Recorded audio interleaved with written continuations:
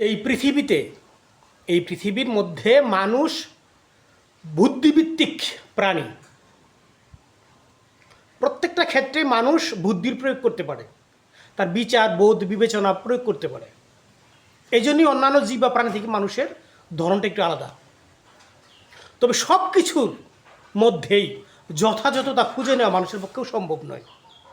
অন্যান্য প্রাণীর বেলা তো আলাদা, কিন্তু মানুষের পক্ষেও সম্ভব নয় সব কিছুতে যথাযথতা খুঁজে নেওয়া।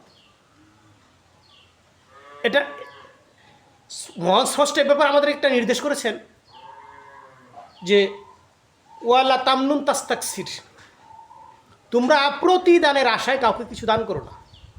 অর্থাৎ কি, বিনিময় প্রাপ্যতার জন্য কাউকে কিছু দান না করা। এটা অর্থ বলেন, সম্পদ বলেন, শারীরিকতা বলেন, কাজ বলেন, যে কোনো অবস্থান আর কি, কথা কাজ, যে কোনো সাহায্য সহযোগী করতে হবে কাউকে। এটা কীভাবে? নিঃস্বার্থভাবে, কোনো বিনিময়ের আশায় করা যাবে না। স্রষ্টার ব্যাপারে আমাদেরকে সতর্ক করেছেন, বলে দিয়েছেন যে তোমরা কি করো না, প্রতিদানের আশায় বা বিনিময় প্রাপ্যতার আশায় কাউকে কিছু দান করো না। আর এটা যুক্তিতে মিলানো যাবে না। এর কারণ একটা বিষয় খেয়াল করুন, এই পৃথিবীর মধ্যে যারা ভালো মানুষ, যারা সহজ সরল সৎ, তাদের জীবন চলার পথে দুঃখ কষ্ট বালা মুসিবত এগুলো পরিমাণটা একটু বেশি হয়ে থাকে। চলার পথে হোক বা জীবন চলার পথে হোক, তারা যারা ভালো মানুষ সহজ সরল মানুষ, তারা কষ্টের সম্মুখীনটা একটু বেশি হন। বিশেষ করে এই ক্ষেত্রে যে এই যে পৃথিবীতে যত ভোগ্য বস্তু আছে, উপভোগের বস্তু আছে, এ থেকে তারা দূরে থাকেন। ভোগের ব্যাপারে তারা একটু একটু কষ্ট করে থাকেন বই কি, আর উপভোগ্য বিষয়ের ব্যাপারে এটা তো আরও একটু বেশি। যারা সহজ সরল মানুষ তারা ঠকে থাকে বেশি। এগুলো আমরা সমাজ সামাজিকতা চলতে পারে, কিন্তু আর সততা বা সঠিকতা যুক্তিতে খুঁজে পাওয়া যাবে না। কারণটা কি জানেন?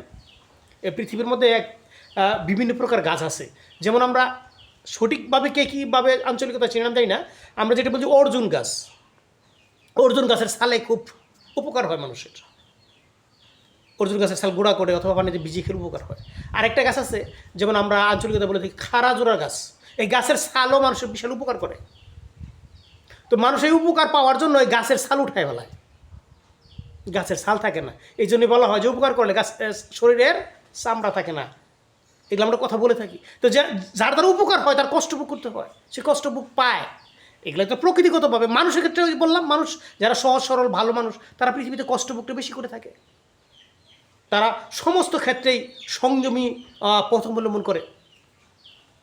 তারা খায়, তারা পান করে, কিন্তু কী করে? মধ্যম পন্থা অবলম্বন করে। তারা মিতব্যয়ী, তারা জৌলুসের সহিত বিলাসিতার সহিত যথা ইচ্ছা তথা বিভিন্ন অবস্থান থেকে তারা এই জীবনটাকে গা ভাসিয়ে দেয় না। সুতরাং তারা কি করে? খাওয়া বলেন, পড়া বলেন, চলাফেরা বলেন, মধ্যমপন্থা অবলম্বন করে। সুতরাং তাদেরকে দেখলে মনে হয় তাদের একটা দুঃখের মধ্যে আছে। বাস্তবতা এরকমই চলে আসছে যেহেতু। তো আমরা এগুলো যুক্তি দিয়ে মিলাতে পারবো না। কেন জানেন? এই পৃথিবীর মধ্যে কোনো মানুষের যদি একটা প্রতিষ্ঠান দেয় বা প্রতিষ্ঠিত হয়, যে কোনোভাবে সেবাদানের মূলক একটা অবস্থান করে, যে আমি যে একটা ব্যবসা প্রতিষ্ঠান আছে বা আমি যে পেশাটা নিয়োগ আছি বা নিয়োজিত আছি, তো এখান থেকে আমি প্রতিদিন 10টা মানুষ উপকার করব। যে গোপনে টাকা দিয়ে হোক বা আমার এই শারীরিক শ্রম দিয়ে হোক 10টা মানুষের উপকার করব।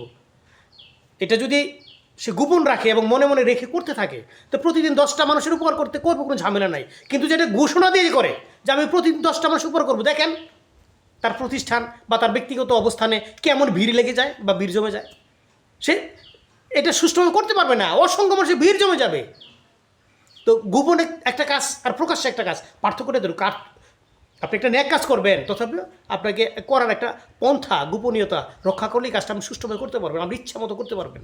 প্রতিদিন 10টা মানুষ উপকার করবেন, সমস্যা নাই। কিন্তু আপনি ঘোষণা দিয়ে করেন, 1000 মানুষ আপনার সে জড়ো হবে আপনার সামনে, কয়টা করবেন? প্রতিদিন 10টা সিরিয়াল রাখতে পারবেন না, বা সিরিয়াল করে রাখলেও আপনার এটা একটা কষ্টকর বিষয় হয়ে যাবে। বিষয়টা এরকম কিনা? তো মানুষের ক্ষেত্রে সব কিছু যুক্তি পাওয়া যায় না। এটা মানুষের আন্তরিকতার সহিত এগুলো মানুষ করে থাকে বা চলে আসে, এভাবে আমরা খোঁজ নিলে জানতে পারি।